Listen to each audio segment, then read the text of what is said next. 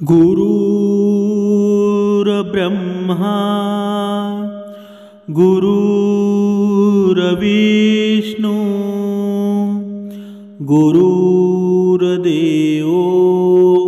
महेश्वरा सद्गुरु साक्षात परब्रह्मा तस्मै श्री सद्गुरुवे नमः। जय जय रघुवीर समर्थ, श्रीराम समर्थ, श्रीपाद श्रीवल्लभाय नमः। या सकाळच्या शुभ्र वातावरणामध्ये सर्वांचं मनापासून स्वागत, सद्गुरूंना नमन करून आपण या निरूपणास सुरुवात करूया। सद्गुरू सांगतात की ज्याच्या मनामध्ये राम आहे, ज्याच्या आचरणामध्ये श्रीराम समर्थ आहेत, ज्याच्या प्रत्येक कृतीमध्ये रामाशिवाय त्याचं कार्य होत नाही, तोच खरा माझा भक्त आहे। पण या भक्तीमध्ये पण समर्थांनी दोन प्रकार सांगितलेले आहेत। बघा, एक भक्त असतो की तो आपल्या मुखामध्ये श्रीरामाचं नाव घेतो, पण दुसऱ्यांशी वागताना त्याच्या मुखामध्ये शिवीगाळ असते, राग असतो, दंभ असतो, भेद असतो। असा भक्त माझ्या काहीही कामाचा नाही, कारण ही भक्ती फुकट जाते, त्याचा त्यालाही काही फायदा होत नाही आणि दुसऱ्यालाही काही फायदा होत नाही, तो त्याचं आयुष्य कमी करत आहे। असा भक्त मला नको आहे। भक्त कसा असावा की आपली भक्ती, आपण जी भक्ती करतोय ती स्वतःशीच निगडीत असावी। स्वतःलाच स्वतःच्या मनाने विचारावं, आपण जी भक्ती करतोय ती चांगली आहे का? बघा, मुखामध्ये जर राम असेल, अंतःकरणामध्ये रामाचा अंतर्भाव असेल ना, तर माणसाला राग कधी येणार नाही।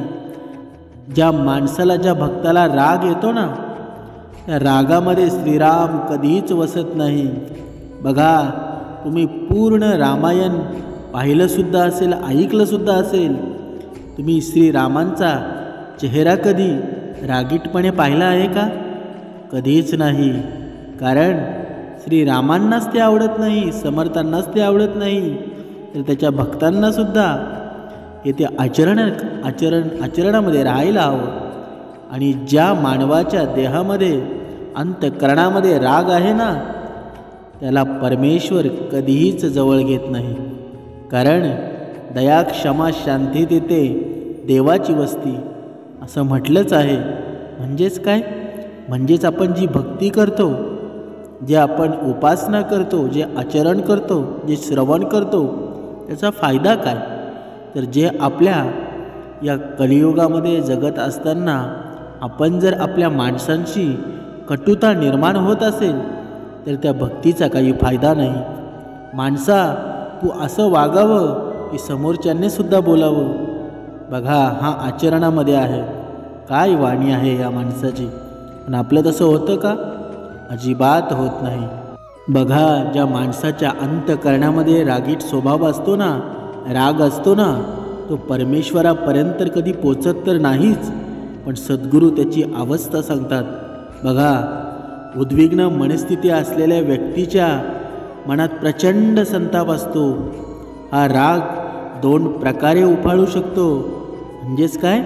म्हणजेच एक राग असतो तो स्वतःवर संकट आणतो, आणि दुसरा राग असतो तो इतरांचा सर्वनाश करतो, आणि दुसरा राग ऊर्जेचं रूप धारण करून स्वतःला सिद्ध करण्यासाठी सगळे प्रयत्न पणाला लावतो। बघा, सद्गुरू सांगतात की मनात टोकाचे विचार येतात ना, तर ते थांबवायला हवं।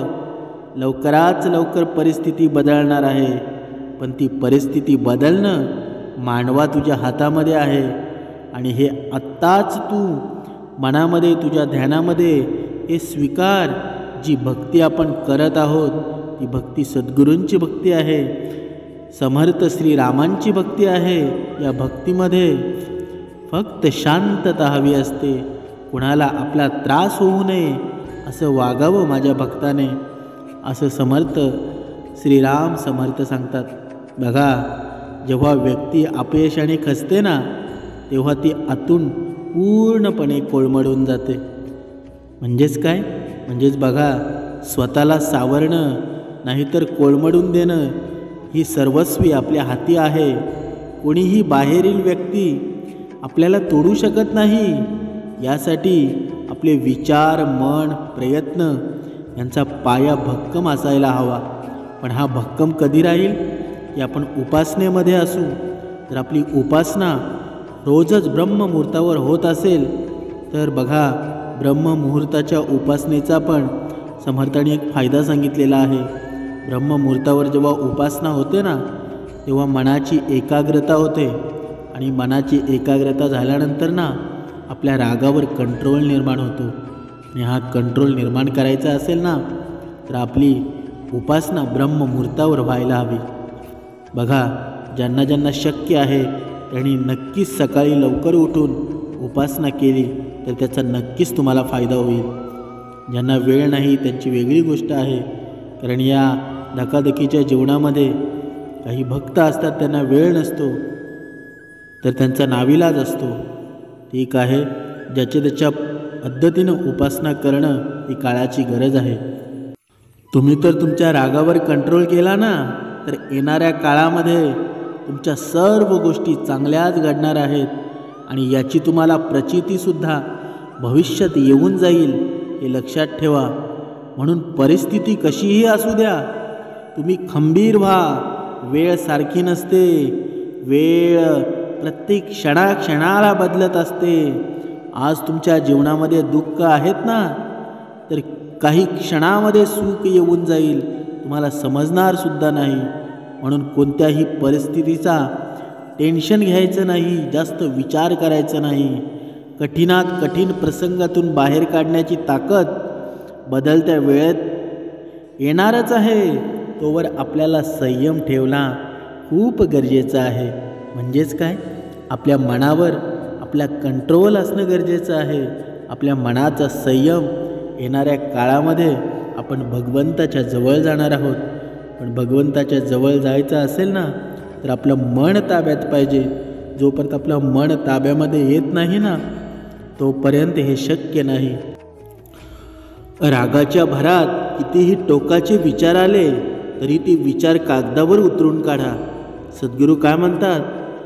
तुमच्या रागाच्या भरामध्ये, तुमच्या मस्तिष्कामध्ये, तुमच्या अंतःकरणामध्ये कितीही टोकाचे विचार आले ना, तरी ते एका कागदावर उतरून काढा.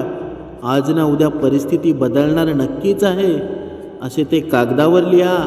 आणि त्या संकटाच्या वेळी बाकी कोणीही सोबत नसलं तरीही तुम्हाला स्वतःची साथ भक्कम आहे असा आत्मविश्वास वाटायला हवा. जोवर तुम्ही स्वतः हारत नाही ना, तोवर कोणीही तुम्हाला हरवू शकत नाही. हे सद्गुरूंचं वाक्य आहे, हे सद्गुरू विचार आहेत. आणि जोपर्यंत हे सद्गुरू विचार तुमच्या सोबत आहेत ना, तोपर्यंत तुम्हाला घाबरण्याची अजिबात गरजच नाही आहे. बघा, सद्गुरू पुढे सांगतात की मृत्यू हा संकटातून सुटण्याचा मार्ग नाही. बघा, खरी मजा संकटांना तोंड देण्यात आहे. संकटातून घाबरून जाण्यात मजा नाही. मृत्यूतून तुमची सुटका होईलही, परंतु तुमच्या पश्चात तुमच्या चारित्र्यावर शंका उपस्थित केली जाईल आणि त्याचे स्पष्टीकरण द्यायला तुम्ही अस्तित्वात नसाल. आणि विनाकारण घरच्यांना तो त्रास सहन करावा लागेल. मग हे तुम्हाला पटेल का? बघा, आपण रागाच्या भरामध्ये असं काही आजच्या या कलियुगामध्ये आत्महत्यांचं प्रकार एवढं वाढलेले आहेत की रागाच्या भरामध्ये माणूस आत्महत्या करतो. आणि आत्महत्या केल्यानंतर तुम्ही तर मरून जाता, तुम्ही मेल्यानंतर लोक तुमच्याबद्दल काय काय बोलतात, या सर्व गोष्टींचा त्रास आपल्या घरच्यांना सहन करावा लागतो. म्हणून जर तुम्ही आचरणामध्ये असाल ना, तुमच्या डोक्यावर बर्फ ठेवला ना, तुमचे विचार एकदम शांत झाले ना, तर खरं तर या जीवनाची मजा येणार आहे. तुमचे विचार शांत असून धारदार पाहिजेत. म्हणजेच काय? म्हणजेच ते विचार आहेत ना, त्या विचारांमध्ये राग नको आहे. कारण रागाच्या भरामध्ये माणूस काहीही करतो. तुमचा हा राग आल्यानंतर होणारा निर्णय हा आत्मक्लेश तुमच्या बरोबर अनेकांना मरणयातना देणारा ठरेल. त्यापेक्षा काही काळ थांबा. टोकाचे विचार आले ना तरी येऊ द्या.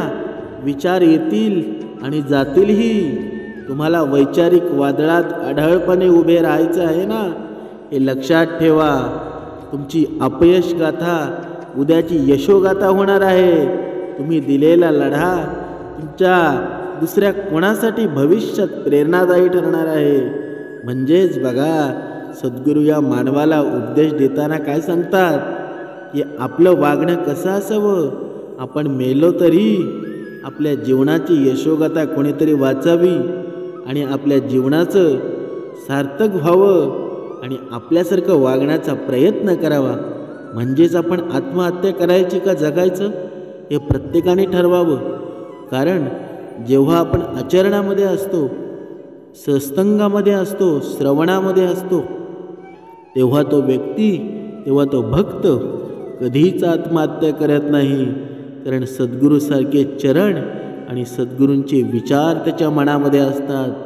म्हणजेच या माणसाच्या मनामध्ये राग जोपर्यंत जात नाही तोपर्यंत सद्गुरू कधी त्यांना भेटणार नाही, प्रचिती त्यांना येणार नाही. राग अगोदर मनातून घालवा. समोरच्यानं बोलावं, किती शांत माणूस आहे हा, असं होतं का? तर नाही. जोपर्यंत तुमच्या मनातला राग जात नाही ना तोपर्यंत तुमची भक्ती पूर्णत्वास गेलेली नाही आहे. एकच लक्षात ठेवा, जेव्हा तुमच्या मनातला राग निर्माण होणं बंद होईल तेव्हा तुम्ही खऱ्या या भक्तीला लागला म्हणून समजा. बघा, पुढे सद्गुरू सांगतात, किती जरी मनामध्ये राग निर्माण झाला ना तरी खचून जाऊ नका. कितीही राग आला ना, कितीही मोठं संकट आलं ना तरी डगमगू नका. प्रतिक्रिया कोणाला देऊ नका. ते वादळ निघून गेले ना की मन पुनश्च एकदा जय सद्गुरू म्हणत नव्याने सुरुवात करा.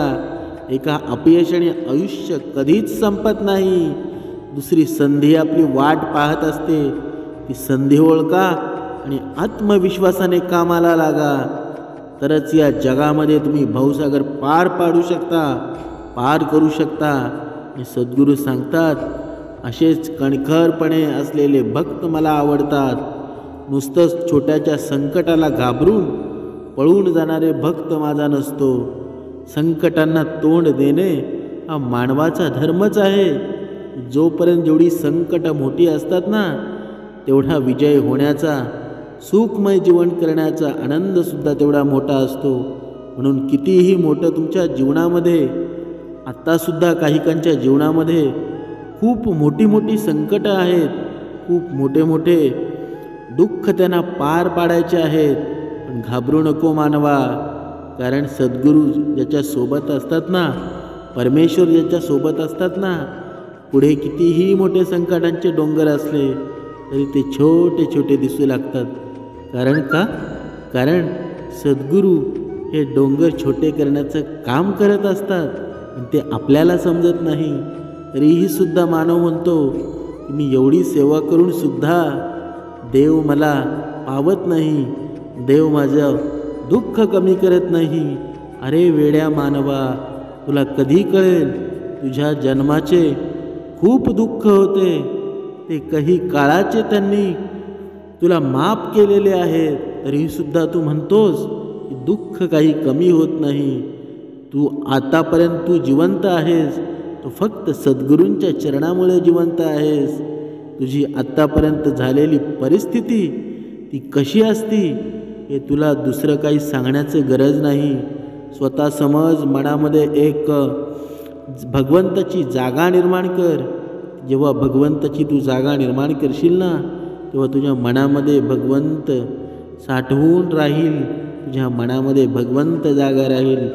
जोपर्यंत तुझ्या मनामध्ये ही जागा निर्माण होत नाही ना तोपर्यंत तुला हे दुःखाचे विचार, राक्षसमय अहंकारी विचार तुला सोडणार नाही.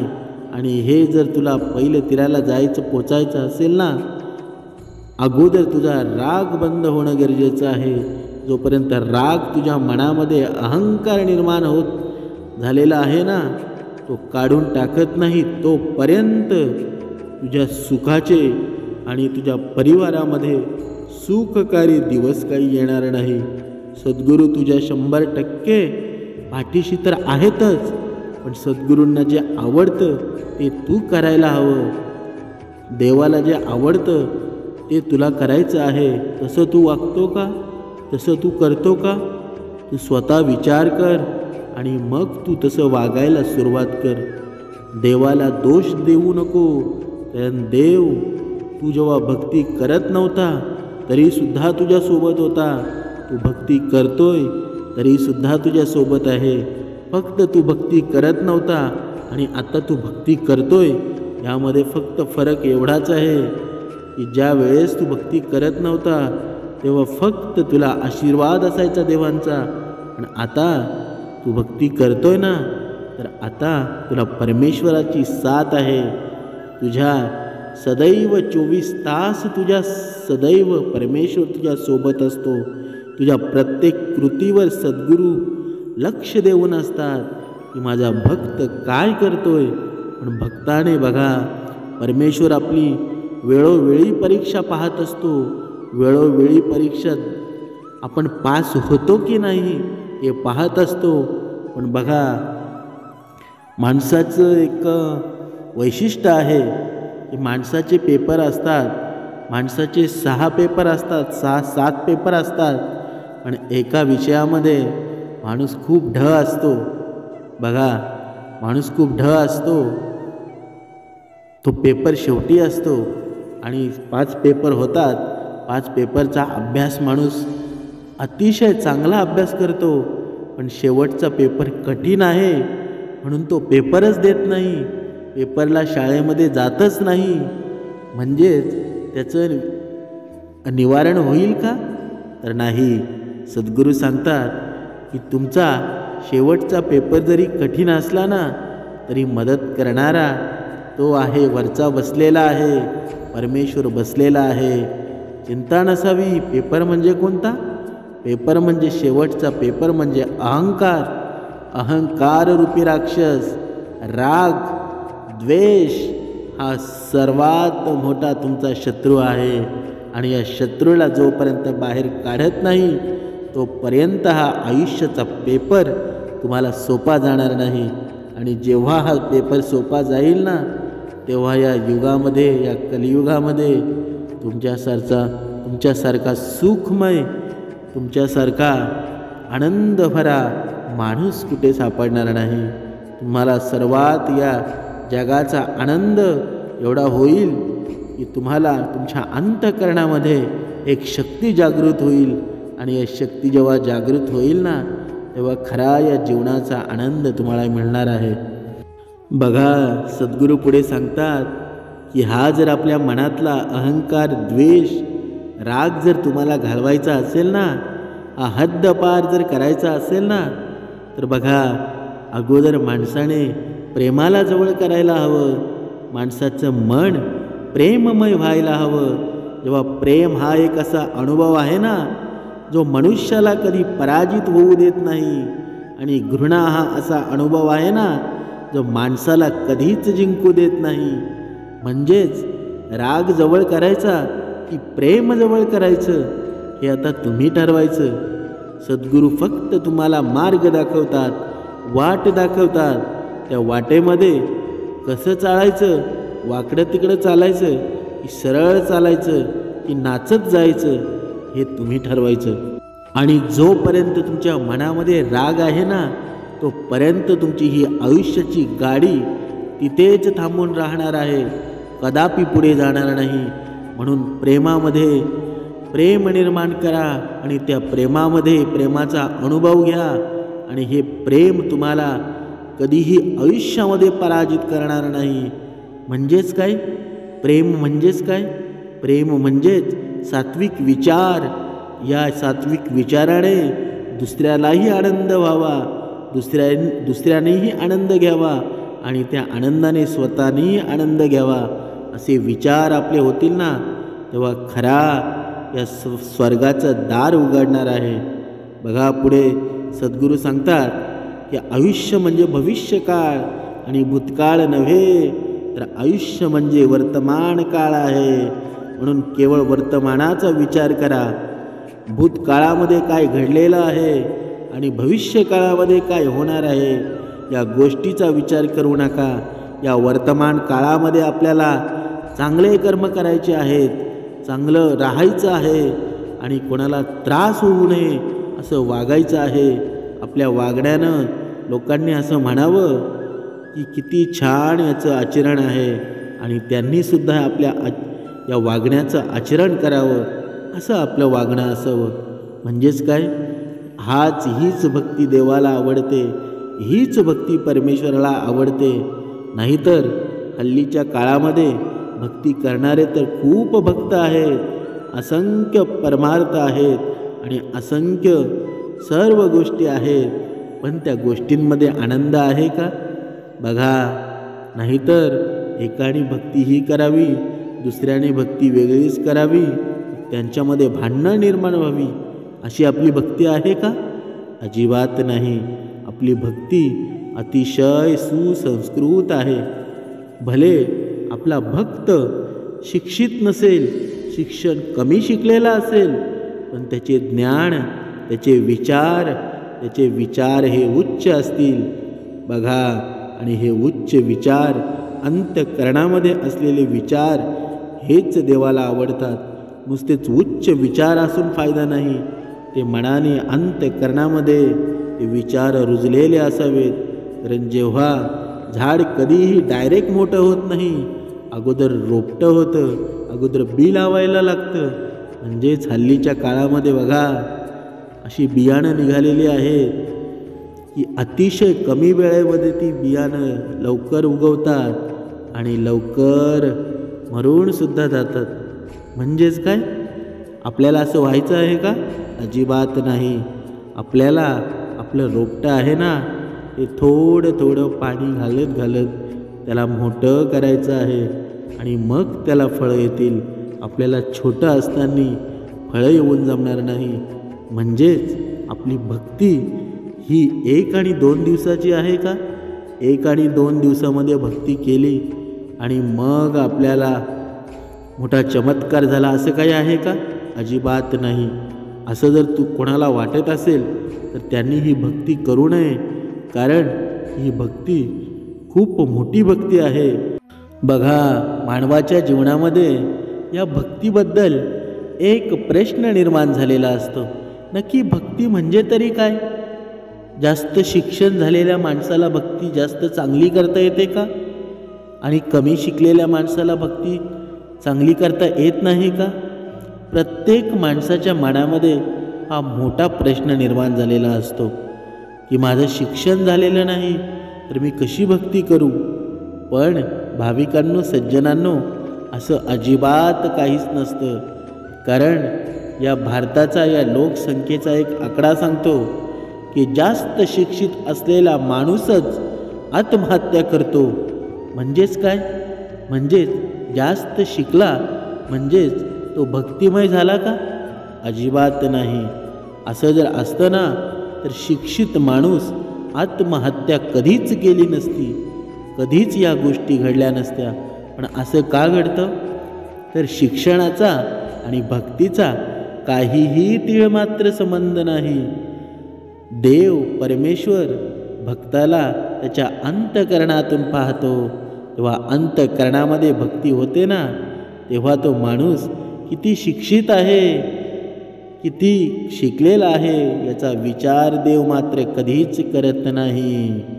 बघा, तुम्ही किती शिकलेला आहात, किती तुम्ही बुक वाचलेली आहात, याला काहीही महत्त्व नाही. तुमच्या मनामध्ये, अंतःकरणामध्ये देवाबद्दल काय भावना आहे हे खूप महत्त्वाचं आहे. बघा, आयुष्यात दुःख मिळण्याचे कारण म्हणजे मोठ्या अपेक्षा करणं. या अपेक्षांचा त्याग करून बघा एकदा, आणि मग बघा आयुष्य किती सुंदर होतं आहे. म्हणजेच काय? बघा, दुसऱ्याकडं आपण गाडी पाहतो, बंगला पाहतो आणि मग आपल्या मनामध्ये एक उत्कंठा निर्माण होते की बघा, त्याच्याकडे बंगला आहे, गाडी आहे, आपल्याकडे का नाही? असे विचार 50% लोक करतात की माझ्याकडं पण हे असायला हवं. आणि मी आता या भक्तीमध्ये आहे, मी ऐकून होतो अगोदर, या भक्तीमध्ये गेल्यानंतर माणसाला सुख, धन, संपत्ती सगळ्या गोष्टी मिळतात. पण परमेश्वर सांगतात असं अजिबात नाही.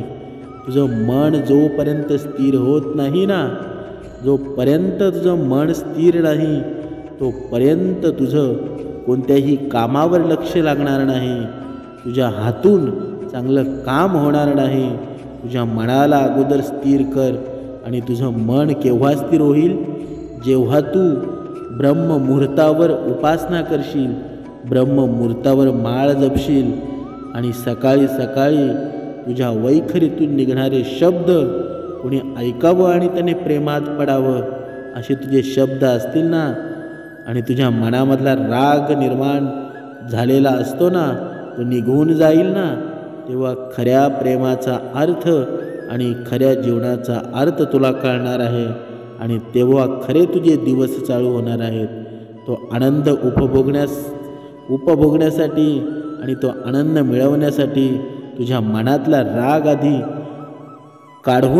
काढायला हवा, तरच या जीवनाचं सार्थक होईल. सद्गुरू पुढे सांगतात, प्रेम आणि आस्था या 2 गोष्टी आपल्या हातात आहेत. आपल्या मनात एकदा भक्ती निर्माण झाली ना, तर कणाकणात ईश्वराचे दर्शन घडेल. बघा, किती सुंदर विचार आहेत. जेव्हा प्रेम आणि आस्था म्हणजे काय? आस्था म्हणजे काय? म्हणजे ईश्वराबद्दल आपल्या मनामध्ये निघालेली भावना.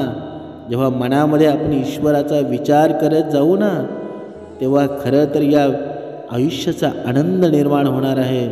तुम्ही जिथे पाहाल तिथे ईश्वराचं दर्शन तुम्हाला घडणार आहे. समोरच्या व्यक्तीमध्ये, पशुपक्ष्यांमध्ये. बघा, जिथे जाईल तिथे तुम्हाला माझा ईश्वर दिसेल, परमेश्वर दिसेल. पण असं आपल्या जीवनामध्ये कधी घडेल? ही एक शोकांतिका आहे. आणि आजच्या दिवसापासून आपले विचार, आपलं मन आपण दुसरीकडे वळवायला हवं, आचरणामध्ये आणायला हवं, तरच या गोष्टींचा खरं तर फायदा होईल. अहंकार बाळगल्याने ना मनुष्याची प्रतिष्ठा, वैभव आणि वंश या तिन्हीचा विनाश होतो. हे सर्वांनी लक्षात घ्या. म्हणजेच तुम्हाला वाटत असेल का माझ्यासारखा या जगामध्ये कोणी नाही, तर ती तुमची खूप मोठी चूक आहे. ही चूक तुम्ही सुधारून या खरं तर स्वर्गगतीच्या जीवनाकडे लक्ष द्या, वाटचाल करा, तरच तुम्हाला हे स्वर्ग सुख भेटेल आणि ईश्वराची प्रचिती लवकरात लवकर होईल. सद्गुरू सांगतात की तुम्ही जर कुणाला मदत करत असाल ना, कुणाला काही दिल्याचा अहंकार कधीही बाळगू नका. कुणास ठाऊक जे तुम्ही देता आहात ना, ते कदाचित तुमच्यावर असलेले मागच्या जन्माचे कर्ज असू शकतं. म्हणजेच काय? म्हणजेच आपण जो धर्म करतो, आपण जी कोणाला मदत करतो, तर त्याचा अहंकार मनामध्ये अजिबात ठेवू नका. कारण तो अहंकार ठेवला ना, तर त्या मदतीचा काहीही फायदा होत नाही. म्हणून जे आपल्या अंगावर मागच्या जन्मीचं कर्जसुद्धा असू शकतं, म्हणून त्या गोष्टीचा एवढा बाहू करू नका की जेणेकरून आपण केलेले पुण्य पापामध्ये निर्माण होऊन त्याचा नाश होईल. वाईट कर्म करावे लागत नाही, तर ते आपोआप घडले जातात. आणि चांगली कर्म आपोआप घडत नाही, तर ती करावीच लागतात. या गोष्टीचा सर्वांनी विचार करायला हवा. बघा, चांगली गोष्ट करायला खूप वेळ लागतो, खूप वेळ लागतो. पण वाईट विचार करायला ना 1 सेकंद लागत नाही. सद्गुरू पुढे सांगतात, तुमच्या जीवनातलं एक सर्वात मोठं सत्य आहे. हे प्रत्येकानं आपल्या अंतःकरणामध्ये साठवून ठेवून याचा विचार करा. कारण हे शब्द सद्गुरू क्वचितच तुम्हाला ऐकायला भेटतील. कधी ऐकलेसुद्धा नसतील, कुणी ऐकलेसुद्धा असतील. बघा, एक मनामध्ये विचार करा. हे सद्गुरूंचे वाक्य आहेत, ते आपल्या अंतःकरणामध्ये नेहमी लक्षात ठेवा. जेव्हा तुम्ही ईश्वराशी जोडले जाता ना, तेव्हा ईश्वर तुमची परीक्षा नेहमी घेतो. काही लोक याला दुःख म्हणतात, तर काही लोक याला देवाची कृपा समजतात. पण याला जे दुःख येतात त्याला काही लोक देवाची कृपा समजतात ना, तेच भक्त खरे असतात. आणि तेच भक्त देवाच्या जवळ जास्त करून जातात आणि जास्त पोचतात. पण जे दुःख येतात त्यांना कोणी जर देव परीक्षा घेत असतो त्यावेळी दुःख येणारच आहेत. पण ज्यावेळी हे जे दुःख म्हणून समजतात ना, ते कधीही परमेश्वराजवळ जात नाही. त्यांना देवाची कृपा समजूनच आपण पुढे जात राहावं. हीच तर ईश्वर सेवा आहे. म्हणून आपल्या आयुष्य जगताना राग, लोभ, दंभ, अहंकार या सर्व गोष्टी आपण सोडून देऊ ना, नदीमध्ये वाहून जातील ना, तेव्हा खरा या जीवनाचा अर्थ, या श्रीरामाचा अर्थ आपल्याला समजणार आहे. आणि तो दिवस आपल्यासाठी स्वर्गाहून सुंदर असेल. सगळीकडे प्रकाशमय वातावरण झालेलं असेल. अंधकार नाहीसा होईल जीवनातून आणि खरे आपण देवरूपाला प्राप्त होऊ. जय श्रीराम. श्रीराम समर्थ. जय जय रघुवीर समर्थ.